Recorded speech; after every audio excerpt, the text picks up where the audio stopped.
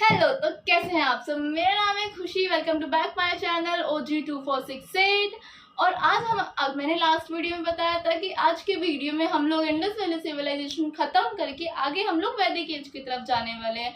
तो last video को खत्म करने से पहले, यानी कि इंडस वैली सिविलाइजेशन को खत्म करने से पहले उसके बारे में कुछ इंपॉर्टेंट पॉइंट्स है जो मुझे बताने हैं, जो मैं लास्ट वीडियो में बताना रह गए थे। तो इस वीडियो में वो इंडस वैली खत्म कर दूंगी पूरा, और नेक्स्ट हम लोग वैदिक एज की तरफ चल जाएंगे। ठीक है, तो लास्ट वीडियो में जो चीज रह गई थी, हाँ, किसी बच्चे का कमेंट आया था कि मैंने हड़प्पा लिपि का नाम नहीं बताया, तो वो भी डोंट वरी, वो भी मैं इस वीडियो में बता दूंगी। हड़प्पा लिपि का नाम भी बता दूंगी। ठीक है, तो सबसे पहला तो ये कि इसकी इंपॉर्टेंस पॉइंट्स है, इसको हम याद रखना है। ये बहुत बार ज्यादा रिपीटेड क्वेश्चन होते हैं। पहला तो ये कि इंडस वैली सिविलाइजेशन यानी कि सिंधु घाटी सभ्यता के लोग कैसे थे। मतलब वो मछलियां खाते थे, मीट खाते थे, यानी कि मतलब मांसाहारी थे या शाकाहारी थे, या साग घास पत्ती इन सब पे ही रहते थे। तो ये लोग दोनों थे, मांस भी खाते थे और घास पत्तियां, मतलब कि शाकाहारी भी थे मांसाहारी भी थे, लोग दोनों चीजें खाते थे। दूसरा था कि मैंने बताया था वैसे क्वेश्चन, पर मैंने इसको इम्पोर्टेंटली दोबारा एक बार और रिपीट कर रही हूँ कि अगर चाहे आपके में अनुपात में आए चाहे ऐसे में आए, आप दोनों का आंसर दे सकते हो। तो ज्यादातर जो मकान जो बनते थे उनके जो ईंटों का अनुपात होता था, वो ईंटों का अनुपात हमेशा बराबर ही होता था। बहुत ज्यादातर मात्रा में 4:2:1 के में होता था। जैसे कि 27 गुणा 13 गुणा 6, यानी कि जो लंबाई होती थी वो 27 की होती थी, और जो चौड़ाई होती थी वो 13 की होती थी, और मोटाई होती थी इसकी 6 की सेंटीमीटर की। तो उसका अनुपात जो हमारा निकलता है, वो अनुपात हमारा निकलता है 4:2:1 पे।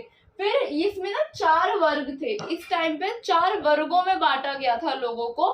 पहला तो होता था विद्वान, यानी कि पुरोहित, जो मतलब कि टीचर्स वगैरह का काम करते थे, ज्ञान बांटने का काम करते थे वैसे।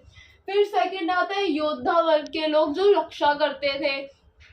जैसे होता है ना किले पे जो लोग होते हैं, जैसे कि योद्धा, जो दूसरों की रक्षा करते हैं, राजा महाराजा की रक्षा करते हैं, दूसरे टाइप के लोग वो होते थे योद्धा वर्ग के लोग।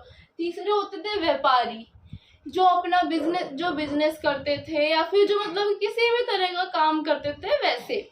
और लास्ट में आता है श्रमिक, मजदूर, जो खुद का काम करते थे या फिर दूसरों की सेवा वगैरह करते थे वैसी चीजों में। ठीक है, फिर नेक्स्ट हमारा आता है सभ्यता के पतन का कारण, यानी कि ये सभ्यता खत्म कैसे हुई। पतन मतलब खत्म, मतलब ये सभ्यता खत्म कैसे हुई। इंडस वैली सिविलाइजेशन जो मैंने बताया वो खत्म कैसे हुआ। वो खत्म होगा तभी तो नेक्स्ट वैदिक एज स्टार्ट होगा।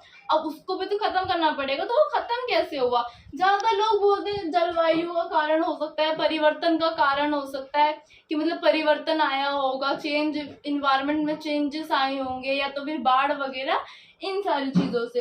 सेकंड आता है मापतोल। मापतोल मतलब कि बट्टा। सब्जी लेने जाते हो, सब्जी वाला आपको तोल के देता होगा 1 किलो 2 किलो, तो उनका जो बट्टा होता है, वैसे उस टाइम पे भी होते थे। तो वो कितने के होते थे, मतलब कितने भारी होते थे, कैसे होते थे। तो ये 16 के गुणक में होते थे। 16 के गुणक में कैसे, मतलब 16 किलो का बट्टा होगा, फिर 32 का होगा, फिर 34 का होगा। सबसे ज्यादा जो मिला वो मिला 160 किलो का बट्टा, 160 का मिला। ठीक है, फिर नेक्स्ट आते हैं हड़प्पा लिपि का नाम, जो किसी बच्चे, अमित शायद नाम था बच्चे का, उस बच्चे का क्वेश्चन था कि दीदी आपने हड़प्पा लिपि का नाम नहीं बताया, तो वो नाम मैं बता देती हूँ। जैसे कि हड़प्पा लिपि में सबसे पहले तो हड़प्पा लिपि में जो अक्षर पाए गए वो टोटल हमें ना, मतलब लगभग 400 के करीब पाए गए। 400 अक्षर पाए गए हड़प्पा लिपि में। दूसरा, इस लिपि का नाम है भाव चित्रात्मक लिपि, यानी कि पिक्टोग्राफी स्क्रिप्ट। ठीक है, ये इंग्लिश में ये पिक्टोग्राफी स्क्रिप्ट बोलते हैं, हिंदी में भाव चित्रात्मक लिपि बोलते हैं, मतलब दोनों का सेम ही है। सबसे ज्यादा यू प्रकार के अक्षर पाए गए, और मछली के चित्र वाले, मतलब कि जैसे कुछ भी से मैंने लिख दिया सामान्यता 4 वर्ण, ऐसे में उस टाइम पे जो स्क्रिप्ट होती थी उसमें सबसे ज्यादा होता ना यू प्रकार के अक्षर होते थे, ज्यादातर वो यू बना हुआ होता था, और मछली के चित्र वगैरह बने होते थे। तो ये था जो इम्पोर्टेंट क्वेश्चन, जो रिपीटेबल थे, और भी ज्यादा मोस्ट इम्पोर्टेंट में आते हैं ये। ये तो इंडस वैली सिविलाइजेशन हमारा यहाँ पे खत्म होता है। अब हम नेक्स्ट आगे की तरफ जाएंगे, वैदिक एज की तरफ जाएंगे, हम लोग ऋग्वेद पढ़ेंगे, उन सारी चीजों की तरफ आते हैं। तो ये हमारा टॉपिक यहीं पे खत्म होता है। ये मेरे कुछ टाइम पे रहेगा, तो उस बच्चे का क्वेश्चन का आंसर मैंने बता दिया है, भाव चित्रात्मक लिपि। अगर आपको कोई भी डाउट होता है, कोई चीज नहीं समझ आती है या फिर कोई चीज रह जाती है बतानी, तो आप लोग मुझे कमेंट करके बता सकते हैं, मैं उसको आंसर जरूर करूंगी नेक्स्ट वीडियो में, ठीक है। तो हम लोग थोड़ा सा आगे आते हैं, हम लोग पढ़ेंगे इंडस वैली, नहीं इंडस वैली तो खत्म हो चुका है, हम पढ़ने वाले हैं वैदिक एज। अब वैदिक सभ्यता क्या है? वैदिक सभ्यता जैसे कि मैं पढ़ाती हूँ, वैदिक को मैं वैदिक एज पूरा लिख रही हूँ, मैं ऐसे वैदिक नॉर्मल लिख रही हूँ, आप लोग देख लेना, ठीक है। वैदिक को सबसे पहले तो हम इसे कहते हैं पूर्व वैदिक काल, पूर्व वैदिक काल, ठीक है। इसे हम लोग प्री हिस्टोरिक पीरियड नहीं, प्री वैदिक काल भी बोल सकते हैं, हाँ ठीक है। और इसे हम लोग कहते हैं उत्तर वैदिक काल, ठीक है, उत्तर वैदिक काल, इसे हम लोग पोस्ट कहते हैं, ठीक है, पोस्ट वैदिक एज, ठीक है, हम लोग ऐसा पीरियड वगैरह कह सकते हैं इसको। पहले तो फिर आता है इसका टाइम पीरियड, इसका टाइम पीरियड कितना था दोनों का। तो जो हमारा पूर्व वैदिक काल है उसका टाइम पीरियड था 1000 बीसी से लेकर के, 1000 बीसी नहीं, 1000 तो इसका था, उत्तर वैदिक का था, ये था हमारा 1500 बीसी से लेकर के 1000 बीसी तक का, ठीक है। और ये था हमारा 1000 बीसी से लेकर के 600 बीसी तक का। अब हम थोड़ा सा इसमें आते हैं, अब हम लोग पहले पढ़ेंगे पूर्व वैदिक काल। इसके अंदर ना काफी सारी चीजें, ऋग्वेद वगैरह इसी के अंदर आई है, इसी टाइम पे ऋग्वेद आए, इसी टाइम पे आर्यंस आए। पता है इसमें हमारा आर्यंस का बहुत इंपॉर्टेंस है। अब आर्यंस को हमें पढ़ने से पहले हमें ये पढ़ना पड़ेगा आर्यंस आए कहाँ से, आर्यंस क्या था, लोगों ने क्या क्या कथे कहे, वो सारी चीजें हमें पढ़नी पड़ेगी। तो हम लोग वो स्टार्ट करते हैं पहले, ठीक है। इसमें हम लोग ऋग्वेद पढ़ेंगे, ऋग्वेद, इसमें हम लोग वैदिक एज पढ़ेंगे, वैदिक काल का टाइम पीरियड, इसको हम लोग अभी स्टॉप ही करके चलेंगे। उत्तर वैदिक को हम लोग अभी स्टॉप करके चलेंगे, हम लोग पहले पूर्व वैदिक पे ध्यान देंगे, उसके बाद हम लोग उत्तर वैदिक की तरफ जाएंगे। तो ये हमारा 1500 बीसी से लेकर के हो गया हमारा 1000 बीसी तक का, ठीक है। फिर इसके नीचे अगर हम आते हैं तो हमारा आता है वेद। इस टाइम पे वेदों की रचना हुई, जितने भी वेद होंगे वो सारे इस टाइम पे रचे जाएंगे, मतलब सारे वेद इसी टाइम पे लिखे जाएंगे। काफी ऋग्वेद तो एक ऐसा वेद है जिसको लिखा ही नहीं गया, श्रुति कहते हैं, जिसे कि सुन के याद रखा गया, वैसा है ये। जैसे कि वेद की रचना हुई, आर्यंस आए इस टाइम पे,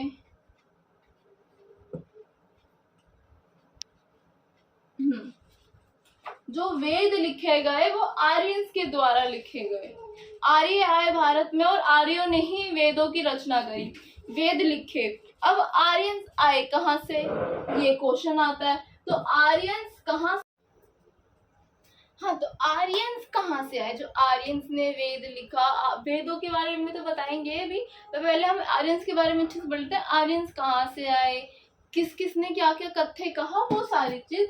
तो जैसे कि आर्यंस कहाँ से है, आर्यंस ने सबसे पहले तो इस व्यवस्था को आर्यंस ने पैदा किया, मतलब आर्यंस ने इस व्यवस्था को जन्म दिया। सेकंड आता है हमारा आर्यन शब्द का पहली बार उपयोग क्यों, इम्पोर्टेंट है बेटा, क्वेश्चन पूछा जाता है कि आर्यन शब्द का सबसे पहली बार यूज किसने किया और कब किया। तो आर्यन शब्द का सबसे पहले यूज जो हुआ था वो हुआ था 1853 में मैक्स मूलर के द्वारा हुआ था। और अभी तक जो भी हम नीचे कथन वगैरह पढ़ेंगे उसमें भी जो एंड में इसका कथन मायने रखा जाएगा कि हाँ इसका कथन है, सही है इसका कथन, वो मैक्स मूलर ही होगा, ठीक है। और भी बहुत सारे लोगों जैसे कि इसने भी कहा, इसने भी कहा, वैसे आगे आगे और भी चीजें आएंगी, ठीक है। लेकिन जिसका कथन मायने होगा वो एक ही होगा, वो होगा मैक्स मूलर, ठीक है। तो आगे आते हैं जैसे कि आर्यन शब्द का सबसे पहली बार यूज हुआ 1853 में, मैक्स मूलर द्वारा आर्यन शब्द का यूज किया गया। आर्यंस का अर्थ क्या होता है ये भी इम्पोर्टेंट बेटा, अभी जो मैं लिखवा के मैं बता रही हूँ जो पहले से लिख के बता रहे हो, वो क्वेश्चंस आते हैं। आप पेपर खोल के देख लेना, आएंगे भाई। वो क्या नाम है, मॉक टेस्ट वगैरह देखना, उसमें क्वेश्चंस आते हैं। ये सारी चीजें आप देखोगे तो आएंगे क्वेश्चन, ठीक है। तो जैसे कि आर्यन शब्द का अर्थ क्या है, आर्यन शब्द का अर्थ होता है श्रेष्ठ। जैसे कि ना ये क्या नाम है, हाँ श्रेष्ठ। अब आपको हर बार श्रेष्ठ नहीं मिलेगा, श्रेष्ठ का मतलब होता है बेस्ट। अब आप जो पेपर दोगे, क्वेश्चन अगर आएगा तो उसमें हर बार श्रेष्ठ नहीं मिलेगा आपको। इसका जैसे कि कुलीन मिल जाएगा, इसका अभाज्य, इसके पर्यायवाची, श्रेष्ठ के जितने भी पर्यायवाची होते हैं वो कोई भी अक्षर, कोई भी वर्ड दे देंगे आपको, उसका मतलब श्रेष्ठ ही होना चाहिए। उसका आंसर ये होता है, हर बार आपको ये वर्ड नहीं मिलेगा, कभी कुलीन मिलेगा, कभी ये। तो अलग अलग वर्ड आपको पेपर में देखने को मिलेंगे। मैंने 3 वर्ड बताए, बाकी आप देख लीजिएगा, ठीक है। अब आते हैं मैक्स मूलर। जैसे कि ना मैक्स मूलर ने क्या कहा कि कहाँ से आए ये लोग। मैक्स मूलर ने कहा ये लोग मध्य एशिया से आए हैं। मध्य एशिया से क्यों आए, अगर इन्होंने बोला है कि मध्य एशिया से, तो कुछ तो इन्होंने भी तर्क बिठाया होगा कि हाँ ये लोग ये सोच के मध्य एशिया से आए होंगे। तो इनका सीधा सीधा तर्क ये था बेटा कि ना, मतलब कि ईरान और इराक से आए थे ये लोग। जो मैक्स मूलर थे, इन्होंने कहा कि इनका ओरिजिन ही यहाँ का है। इन्होंने ओरिजिन ही यहाँ से माना कि जैसे कि ईरान और इराक में एक ग्रंथ है, जैसे कि ईरानी ग्रंथ, जिसे हम लोग ईरानी ग्रंथ कहते हैं, ठीक है। जैनता अवस्था, जिसका मतलब होता है इस जो वेद है, इनका जो ग्रंथ है, इसमें और हमारे ऋग्वेद में काफी सारी सिमिलैरिटीज मिली। जैसे कि इसमें मित्र देवता को, मतलब इसमें मित्र देवता का वर्णन मिलता है, इसमें काफी सारे देवताओं का वर्णन मिलता है। जैसे कि मैंने इसमें लिख के भी बताया था, इसमें हाँ, इसमें ना काफी सारे, जैसे कि इंद्र देवता, मित्र देवता, वरुण देवता, नासत्य देवता, इन जैसे देवताओं का जिक्र मिलता है इन दोनों ग्रंथों में। तो इन्होंने इनका ओरिजिन यहाँ से मान लिया मैक्स मूलर ने।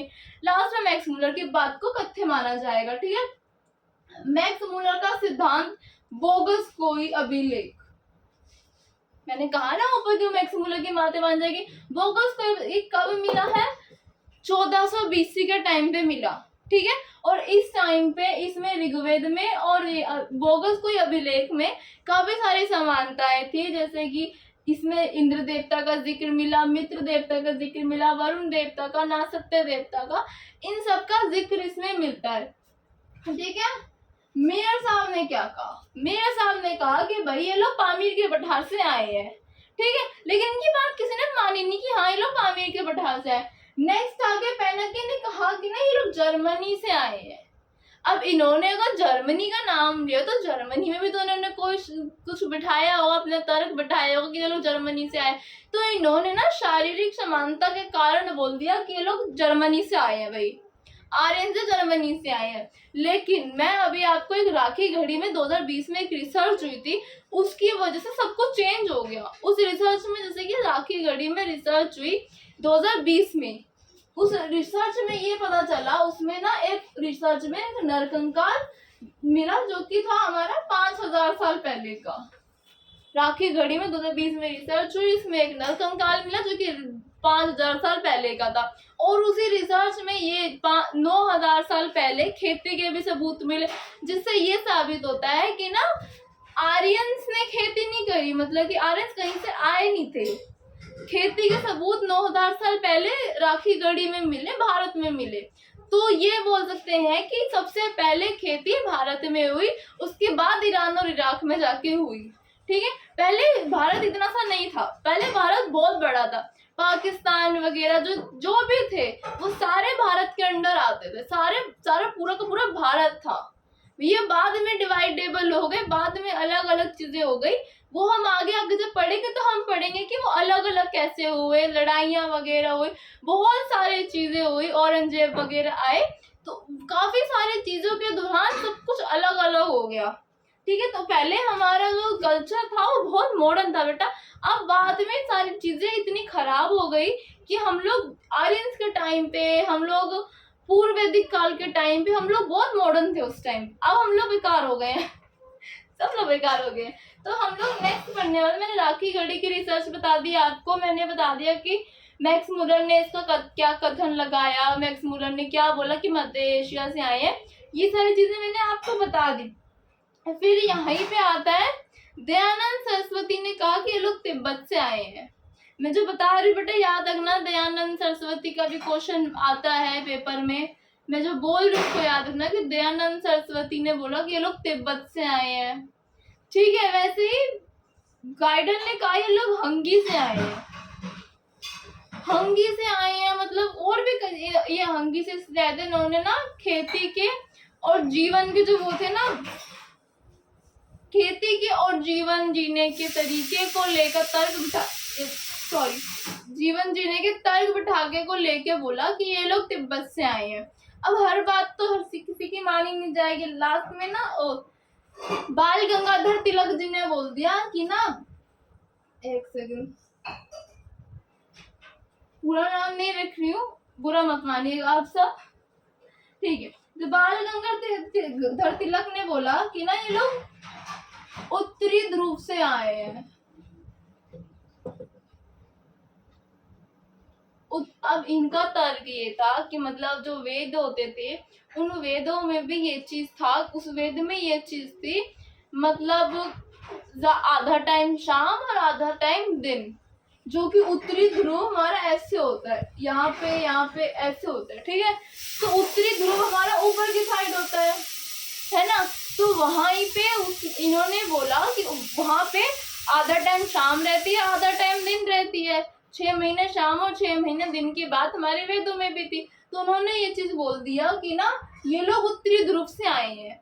हालांकि कथन इनका भी माना नहीं गया, लेकिन इन्होंने ये चीज बोली। और अगर इनकी बुक का नाम बताती हूँ बेटा, इनकी जो बुक थी इसका नाम था, बताती हूँ, जैसे कि क्वेश्चन इंपॉर्टेंट है, ये क्वेश्चन आ जाता है पेपर में, तो याद रखिए क्वेश्चन। मैं जो चीजें पढ़ा रही हूँ आप पेपर्स खोल के देख लेना, अगर ये क्वेश्चन नहीं मिले आपको तो आप बताना फिर क्वेश्चन नहीं आए दीदी आपने गलत पढ़ा दिया। क्वेश्चन 100% आएंगे इसमें से, ठीक है। तो इनकी जो बुक थी, इनकी बुक का नाम था the art home of Aryans. इनकी बुक का नाम बहुत बार पूछा जाता है। ये बाल गंगाधर तिलक की बुक थी जिन्होंने लिखी थी, ठीक है। इसमें भी काफी सारी चीजें इन्होंने बोली, पर कथ्य लास्ट में मैक्स मूलर की मानी गई और आखिरी घड़ी के 2020 की रिसर्च के बारे में मैंने आपको बता दिया है, ठीक है। तो नेक्स्ट हम आते हैं आर्यंस का पंजीकरण। पंजीकरण नहीं, पंचजन, आर्यंस का पंचजन। अब वो मतलब किस तरीके से था मैं बता देती हूँ। आर्यंस का पंचजन किस तरीके से था,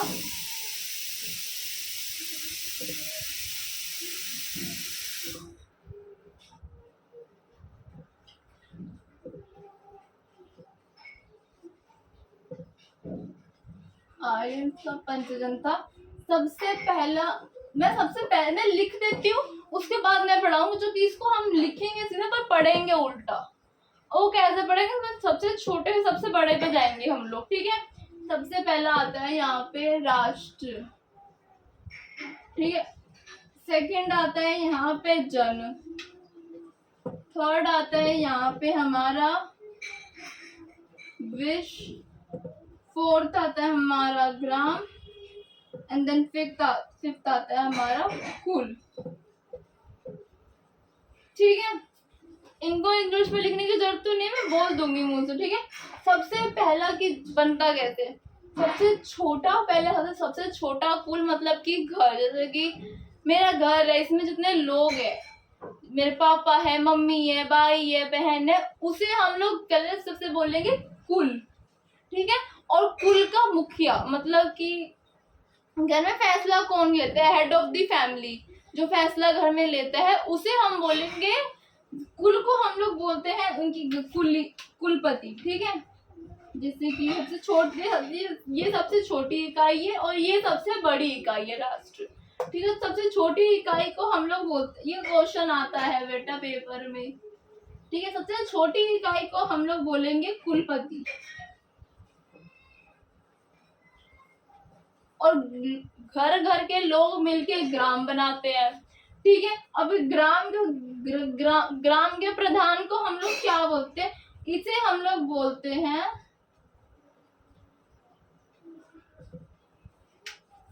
ग्रामीणी, ठीक है। इसे हम लोग जैसे कि कुल हो गया, कुल के ऊपर कुल मिला के लोगों ने ग्राम बनाया, ग्राम के प्रधान को हम लोग ग्रामीणी कहते हैं। फिर ग्राम से हमारा वो विश्व बना, विश्व को हम लोग कहते हैं विश्वपति। ज्यादा कुछ नहीं करना, बस पीछे पति पति ऐड करते जाओ, जैसे कि करोड़पति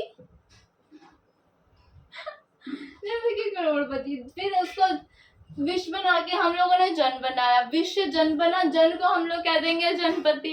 लास्ट में सबसे बड़ी इकाई आ जाएगी, ठीक है। सबसे बड़ी इकाई हमारी होती है राष्ट्र, ठीक है। ये हमारा इतना सा था और हो गया। हम लोग नेक्स्ट की तरफ बढ़ते हैं। नेक्स्ट हमें पढ़ना है पूर्व वैदिक काल की विशेषताएं। पूर्व वैदिक काल की विशेषताएं बेटा बहुत इंपॉर्टेंट है, उसमें मैं थोड़ा सा ब्रेक लेके आपको बताती हूँ। हाँ, तो हम लोग कहाँ पे थे? हम लोग पढ़ रहे थे पूर्व वैदिक काल की विशेषताएं। ब्रेक इस चीज का लिया था क्योंकि काफी लंबा पैराग्राफ लिखना पड़ता है, बार बार के लिख के समझाना, उसमें टाइम काफी वेस्ट होता, तो इसलिए मैंने वीडियो में ब्रेक लेके पूरा लिख लिया है। मैं समझा देती हूँ फटाफट, ठीक है। तो हम लोग पढ़ने वाले थे पूर्व वैदिक काल की विशेषताएं। अब वो क्या था, सबसे पहले तो ये क्या थी, लोग खाते क्या थे, मतलब कि मांस खाते थे या साग सब्जी खाते थे, मतलब कैसे थे। ये लोग नॉन वेजिटेरियन भी थे, वेजिटेरियन भी थे। तो नॉन वेजिटेरियन और वेजिटेरियन जो दोनों, मतलब जैसे कि हम है, अगर हम वेजिटेरियन भी खा रहे हैं और नॉन वेजिटेरियन भी खा रहे हैं तो हम लोग ओमनीवोरस कहलाएंगे। इसे हम लोग ओमनीवोरस कहते हैं। तो ओमनीवोरस का सीधा मतलब ये होता है जो मांस भी खाए, जो साग सब्जी भी खाए, मतलब कि जो मांसाहारी और शाकाहारी दोनों हो, उसे हम ओमनीवोरस कहते हैं। फिर नेक्स्ट हम आ जाते हैं इस चीज पे, जैसे कि एक ही चीज के काफी सारे नाम होते हैं। जैसे कुछ लोग चावल को कुछ लोग भात कहते हैं, कुछ लोग चावल कहते हैं, कुछ लोग राइस कहते हैं। वैसे नाम एक है, चीज एक है, नाम अलग अलग है। वैसे ही इस टाइम पे भी ये लोग एक चीज को कई नामों से बुलाते हैं। जैसे कई नाम मतलब कि पुराना नाम अलग होता था, अब का नाम अलग है, ठीक है। जैसे कि ये लोग जो के दलियों को युवांगु कहते थे, जो को यव कहते थे। जो ये देखो, ये इंपॉर्टेंट वाले पे मैं मार्क कर देती हूँ, ठीक है। ये अघन्या, ये लोग गाय को कहते थे, गाय को अघन्या कहते थे कि जिसे ना मारा जाए उसे कहते हैं ये लोग अघन्या, मतलब गाय को, कि मारने की चीज नहीं है गाय, ठीक है। वैसे ये लोग मरुस्थल, ये लोग धनव को कहते थे, धनव को, हाँ मरुस्थल ये लोग धनव को कहते थे। जो का दलिया युवांगु कहते थे। करधव को ये लोग खाद्य पदार्थ। वैसे ही समुद्र को ये लोग पारत्व कहते थे। वेंकनाट, वेंकनाट मतलब कि सूत को अच्छा ब्याजू ये लोग पहले से थे, तो हाँ ये लोग ब्याजू पहले से थे। सूदखोर मतलब होता है ब्याजू, जो पैसा ब्याज पे लगाता है, उसे कहते हैं हम लोग सूदखोर। ये उबरा ये लोग कृषि भूमि को कहते थे। जैसे कि ये लोग सोमरथ यानी कि पवित्र पे। पवित्र पे क्या होता है? पवित्र पे का मतलब ये होता है बच्चों, जैसे कि वो चीज शरीर के लिए हानिकारक भी है, उसको छोड़नी भी है, पर उसे छोड़ी भी नहीं जा रही। जैसे कि दारू शराब नहीं, जैसे कि ड्रिंक तो हो गई कि हाँ वो है ही छोड़ने की चीज। जैसे कि चाय आज के टाइम में क्या है, चाय हर इंसान की लत है, कि मतलब बहुत सारे लोग ऐसे, बहुत कम ऐसे मिलेंगे जिनको चाय नहीं पसंद, जो नहीं पीते। बाकी कुछ लोग ऐसे होते हैं जिनका सर में दर्द होता है चाय पीने से, कि मतलब जब चाय नहीं पियेंगे तो उनके सर में दर्द होगा, कि उनको चाय चाहिए। उसे चाय एक तरह का पवित्र पेय है, मतलब उसको छोड़ना है, त्यागना है, शरीर के लिए हानिकारक है, उसे छोड़ा नहीं जा रहा, इसलिए उसे कहेंगे पवित्र पेय, मतलब त्याग्य योग्य, मतलब त्यागना चाहिए पर त्याग नहीं रहा कोई। आर्तना ये लोग बंजर भूमि को कहते थे। उसी तरह ये लोग खिल्ले यानी कि कृषि भूमि के बीज को कहते थे, ठीक है। वैसे ये लोग वक्ता, ये लोग कहते थे नाई को, नाई जो बाल काटता है ना, उसे ये लोग वक्ता कहते थे। वैसे ही बस, हाँ ये देखो मेन आया यहाँ पे भाषा। इन लोग की भाषा संस्कृत थी, बोलते ये लोग संस्कृत है, और इनकी लिपि ब्राह्मी थी। इनकी लिपि ब्राह्मी थी और बोलते संस्कृत है, भाषा संस्कृत थी। अब इसके आगे हम ये हमारा खत्म होता है। अब इसके आगे आ जाते हैं हम लोग नदियों के नाम पे। ये तो बाकी सारी चीजें होगी ना, नदियां भी कोई चीज होती है। नदियों पे आ जाते हैं हम लोग। नदियां मतलब जैसे ये नदी का नाम है, ये इसका पुराना नाम है नदी का, ठीक है। वैसे ये लोग काबुल ये लोग कुंभ को कहते थे। वैसे ही सिंधु को ये लोग सिंध, हिरण्य, हिरब ये सारे नामों से जानते थे। झेलम को ये लोग विवास्त के नाम से जानते थे। ये देखो हाँ, ऐसे सारे काफी सारे नाम थे। मैं 2 मिनट के लिए बोर्ड से साइड हो जाऊंगी, अब इसका स्क्रीनशॉट ले लेना, ठीक है। यहाँ पे आ जाता है घगर, ये इम्पोर्टेंट है बेटा, यहाँ पे ये इम्पोर्टेंट है, ठीक है। गंडक इम्पोर्टेंट है, यहाँ पे ये मार्क कर लेना आप लोग। झेलम इम्पोर्टेंट है, व्यवस्था, झेलम को ये लोग व्यवस्था कहते थे, इम्पोर्टेंट है ये, यहाँ पे मार्क कर लेना कि ये पूछा जाता है ज्यादातर, ठीक है। ये लोग घगर इम्पोर्टेंट है, घगर मतलब होता है, नदी को कहते थे घगर, जैसे कि सरस्वती, सरस्वती किसी की इसका काफी सारे नाम थे, सरस्वती भी इसको कहते थे, इसको नदी तमा भी कहते थे, देवी तमा भी कहते थे, माता तमा भी कहते थे। अब इसका मतलब क्या होता है, इसका मतलब सरस्वती का मतलब होता है पवित्र नदी, ठीक है। सरस्वती का मतलब होता है पवित्र नदी। नदी तमा का मतलब, तमा का मतलब तो समझ गए ना कि हाँ माँ माँ माँ अच्छी माँ, देव सबसे अच्छी, तमा का मतलब सबसे अच्छी। नदी तमा का मतलब होता है सबसे अच्छी माँ नदी, ठीक है। देवी तमा का मतलब होता है सबसे अच्छी देवी, मातृ तमा का मतलब वही सबसे अच्छी माँ। ऐसे ही इसके काफी सारे नाम थे। तो इस चीज में, इसमें जो जो इम्पोर्टेंट है मैंने बता दिया। इसमें आपका यव इम्पोर्टेंट है, धनव इम्पोर्टेंट है, अघन्य इम्पोर्टेंट है, भाषा लिपि वगैरह इम्पोर्टेंट है, नाई इम्पोर्टेंट है, ठीक है। और इसका ये झेलम इम्पोर्टेंट है, गंडक इम्पोर्टेंट है, ठीक है बेटा। ये घगर इम्पोर्टेंट है, नदी तमा वाला सब इम्पोर्टेंट है, ये पवित्र पे इम्पोर्टेंट है। तो इनको मैंने मार्क कर रखा है। इनको अब मैं एक सेकंड के लिए कैमरे से साइड हो जाती हूँ, आप इसका स्क्रीनशॉट ले लेना, फिर हम आगे बढ़ते हैं। हाँ, तो स्क्रीनशॉट अगर नहीं भी लिया है तो आप वीडियो पर दोबारा जाके स्क्रीनशॉट ले लेना, वीडियो को पॉज करके। हम लोग इसमें आगे की तरफ बढ़ते हैं। बहुत सारी चीजें हैं बेटा इसमें हमें पढ़नी है। अभी इसके अंदर काफी सारे, अभी तो हमने ठीक से इसको स्टार्ट भी नहीं करा है। मैं आपको वही क्वेश्चन बताऊंगी जो पेपर में आएंगे, मैं फालतू का आपका टाइम नहीं वेस्ट। अब इसके हम आगे बढ़ते हैं। देखो 1 मिनट रुको बेटा। इसके बाद हम आगे बढ़ते हैं ऋग्वैदिक कालिक समाज की विशेषता। इसमें हम लोग सबसे पहला तो ये पढ़ेंगे, जैसे कि ऋग्वैदिक काल के समाज कैसा है। ऋग्वैदिक काल का समाज ऐसा है, मतलब रूलर है, अर्बन है, कैसा है। तो हम इसको कंपेयर करते हैं हमारे, अभी हमने इससे पहले क्या खत्म किया था, इंडस वैली सिविलाइजेशन खत्म किया हमने, सिंधु घाटी सभ्यता को।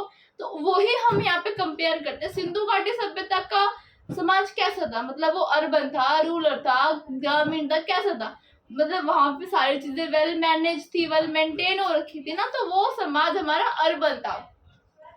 उस टाइम पे हमारा अर्बन समाज था सिंधु घाटी।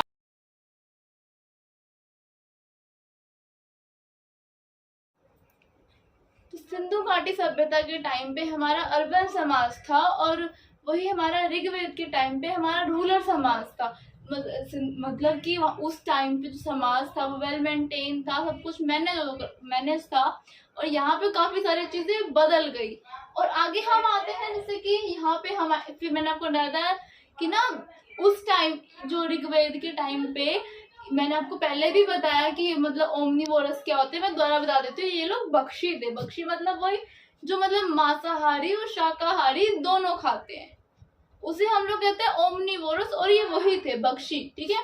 फिर हम आ जाते हैं इस टाइम पे बाल विवाह पर्दा सिस्टम, बाल विवाह पर्दा सिस्टम, विधवा विवाह सती सिस्टम, ये प्रचलित नहीं थे इतने। जाति प्रथा ये सब इतने प्रचलित नहीं थे। अब इनका मतलब बाल विवाह, मतलब कि बाल विवाह के बारे में एक्सप्लेन करने की मुझे लगता नहीं कि मुझे जरूरत होगी, क्योंकि बाल विवाह आज के टाइम पे सबको पता है। बालिका वधू तो देखा ही होगा सबने, जिसने बालिका वधू देखा है ना उसको पता होगा कि बाल विवाह क्या होता है। बाल विवाह मतलब वो है छोटे बच्चों के कम एज में शादी कर देते हैं। पर्दा सिस्टम वो ये आज का टाइम है बेटा, कि पहले के टाइम में पर्दा नहीं होता था, लोग घूंघट नहीं करते थे पहले के टाइम में। अब के लोग घूंघट करने लग गए। फिर औरंगजेब आएगा, औरंगजेब जो सबको मारेगा, सबकी लड़कियों को लेके जाए, उस टाइम पे पर्दा सिस्टम चालू हुई। उस टाइम पे औरतों ने मुंह ढकना शुरू करा। तो औरंगजेब के टाइम से हमने पर्दा सिस्टम को मान लिया कि हमारा कल्चर है। ये कोई कल्चर नहीं था हमारा, ये शुरू से पर्दा नहीं होता था। लड़कियां पढ़ने भी जाती थी, सारा काम भी करती थी। अगर वो बोल रहे कि वो शादी नहीं करनी तो नहीं करनी, उन्हें कोई बात नहीं, मत कराओ तुम, ये सब नहीं करनी तो नहीं करनी। ये हमारा आज का टाइम हो गया है कि नहीं, करनी पड़ेगी तुम्हें शादी, पर्दा रखना पड़े। ये आज का टाइम, पहले के टाइम में ऐसा नहीं होता था। वैसे पर्दा सिस्टम नहीं था, विधवा विवाह नहीं था इस टाइम पे, कि मतलब विधवा विवाह नहीं था कि मतलब विधवा की दोबारा शादी हो, ऐसा कोई सिस्टम नहीं था। ठीक है। सती सिस्टम मतलब वो कि मतलब जिससे होता है ना, पति मर गया तो उसके साथ ही उसी चिता पे उस औरत को भी मार दिया जाएगा। मतलब कि किसी का पति अगर औरत से पहले चला जाए, उसकी बीवी से पहले मर जाए, तो उसको, बीवी को भी उसके साथ ही चिता पे जलना होता था, अगर वो नहीं ऐसा करती थी। अब अगर राजा की बेटी है, राजा की बेटी ने मना कर दी तो वो तो बच गई, लेकिन जो नॉर्मल, जो मिडिल क्लास बोलूं सॉरी, जो नॉर्मल घर के जो बच्चे होंगे, लड़कियां होंगी, अगर वो ऐसा कर दे तो उन्हें ये लोग इस तरीके से ट्रीट करते थे कि तुम गलत हो। ये सारी चीजें इस टाइम में प्रचलित नहीं थी।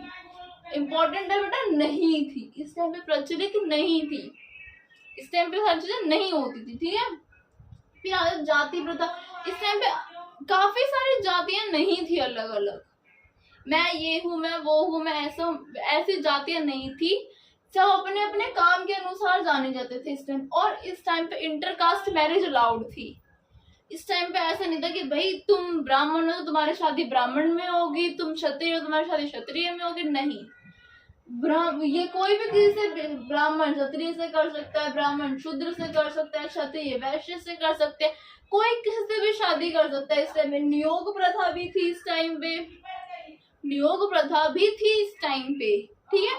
फिर आगे हम आ जाते हैं। इस टाइम पे 4 ही तरह के वो होते थे, ये 4 ही तरह के लोग होते थे। पहला होता था ब्राह्मण। ब्राह्मण मतलब वो होता है जो कि शिक्षा, पूजा पाठ, यानी कि एक तरीके से टीचर, जो लोगों को ज्ञान देने का काम करता है, जो पूजा पाठ कराता है, वो हो गया हमारा, उसको हम लोग ब्राह्मण कहते थे। वैश्य मतलब वो जो मतलब बिजनेस वगैरह करता था, खेती बाड़ी हो गई, एक तरीके से बिजनेस ही हो गया वो भी, जो खुद का काम करते थे, जो बिजनेस वगैरह करते थे, व्यापार का काम करते थे, उन्हें हम लोग वैश्य काउंट करते हैं। फिर आता है क्षत्रिय। क्षत्रिय वो होते हैं जो रक्षा करते हैं, लोगों की रक्षा कैसे करते हैं, रक्षा ऐसे करते हैं जैसे कि राजा महाराजाओं की किलेबंदी, जो खुद पे बोल सकते कि हाँ हम रक्षा कर सकते हैं लोगों की, वो होते थे क्षत्रिय। फिर आ जाता है शूद्र। शूद्र तो मतलब वही जो अपना काम करते हैं, जो इन सबकी सेवा वगैरह करते हैं, उन्हें हम कह देते हैं शूद्र। ठीक है बेटा। फिर आ जाता है, थोड़ा सा हम इसके अंदर जाते हैं ऋग्वेदिक के। ठीक है। फिर आ जाता है हमारा आर्य शब्द। ऋग्वेद जो काल है, ऋग्वेद के जो बुक हो गया, जो भी चीज है, उसके अंदर आर्य वर्ड कितनी बार आया है? आर्य वर्ड आया है बेटा, ये बेटा इंपॉर्टेंट है, ये पूरा का पूरा पेज इंपॉर्टेंट है, इसको नोट कर लेना। मैं साइड हो जाऊंगी, अब नोट कर लेना। ठीक है। आर्य मेरे को समझाना तो फिर उसके बाद आप नोट करना। तो आर्य वर्ड इस पूरे में आया है 23 बार। आर्यवर्त का 23 बार प्रयोग हुआ है। फिर आता है इस टाइम पे मुख्य देवता ना इंद्र थे। इंद्र देवता इस टाइम पे मुख्य थे। और इंद्र देव का जो शब्द है इंद्र, वो कितनी बार इस टाइम पे रिपीट हुआ? वो हुआ है 250 बार। मंत्रों का प्रयोग किया गया है, काफी सारे मंत्र भी बोले। बड़े क्वेश्चन आता है इस टाइम पे कि ना, जैसे कि क्या मैं बताती हूँ क्वेश्चन, जैसे कि आपको पूछा जा सकता है पुरेंदर किसे कहते हैं? पुरेंदर किस देवता को कहते हैं? पुरेंदर कहते हैं हमारे इंद्र देवता को। ठीक है। इंद्र देवता को ही दूसरे नाम से लोग पुरेंदर भी कहते हैं। तो क्वेश्चन में एसएससी पूछती है, कई बार पूछा भी हुआ है कि पुरेंदर किस देवता को कहते हैं? पुरेंदर कहते हैं इंद्र देवता को। ठीक है। फिर अग्नि। अग्नि का प्रयोग इस वर्ड में 200 बार किया गया है। फिर आ जाता है हमारा विष्णु। विष्णु का प्रयोग 100 बार किया गया है। शिवा इस टाइम पे ज्यादा इम्पोर्टेंट नहीं थे। इस टाइम पे इंद्रदेव इम्पोर्टेंट थे। इस टाइम पे शिवा का महत्व इतना नहीं देखा गया। शिवा का प्रयोग केवल 3 ही बार आया है। फिर आ जाते हैं हमारे वैदिक काल में सबसे अधिक नदी किसका प्रयोग किया गया है? ठीक है। सबसे ज्यादा जिस नदी का वर्ड आया है बार बार वो आता है इंडस रिवर। इंडस रिवर को हम हिंदी में क्या, इंडस रिवर को हम हिंदी में कह देते हैं सिंधु नदी। इसे हम लोग हिरण्या भी कहते हैं। ठीक है। फिर इसका प्रयोग किया गया 55 बार। हालांकि इसका वर्ड हमने 55 बार यूज करा है, लेकिन सबसे पवित्र नदी सरस्वती को बोल दिया। ठीक है, प्रयोग हमारा सबसे ज्यादा वो 55 बार हुआ है सिंधु नदी का यूज, लेकिन हमने सबसे पवित्र नदी उसको सरस्वती को कहते हैं, सरस्वती का यूज 50 बार किया गया है इसमें। फिर आ जाता है हमारी गंगा, गंगा का केवल एक ही बार प्रयोग किया गया है, गंगा सिर्फ एक ही बार यूज होगी, ठीक है। फिर आ जाता है यमुना, यमुना का प्रयोग किया गया है 3 बार, 3 बार यमुना वर्ड का प्रयोग किया गया है। बट अब ये हमारा हो जाता है यहाँ पे स्टॉप। नेक्स्ट हम पढ़ने वाले हैं लिटरेचर के बारे में। लिटरेचर काफी सारी चीजें लिटरेचर में हम लोग पढ़ेंगे कि ऑर्डर ऑफ सीक्वेंस पढ़ेंगे, कि पहले वेद लिखे गए, कि पहले डायरेक्ट उपन्यास लिखे गया, याज्ञवल्क्य ने कौन सा बुक लिखा या याज्ञवल्क्य ने किसकी रचना करी। काफी सारी चीजें हम आगे बढ़ने वाले हैं। वीडियो ऑलरेडी काफी लंबा हो चुका है, मैंने आपको आधे घंटे का टाइम बोला था, वो मेरा खत्म होता है। नेक्स्ट वीडियो में हम लोग लिटरेचर के बारे में पढ़ेंगे, ऋग्वेद के लिटरेचर के बारे में, काफी इंपॉर्टेंट टॉपिक है। नेक्स्ट वीडियो के लिए मेरी वेट करें। इस वीडियो को लाइक करें, शेयर करें, सब्सक्राइब करें, कमेंट करें। जहां जो चीज ना समझ आई हो कमेंट में पूछिएगा, जरूर मैं उसका आंसर करूंगी। नेक्स्ट वीडियो के लिए thank you for watching this video. कल मिलते हैं हम लोग मेरी नेक्स्ट वीडियो के साथ।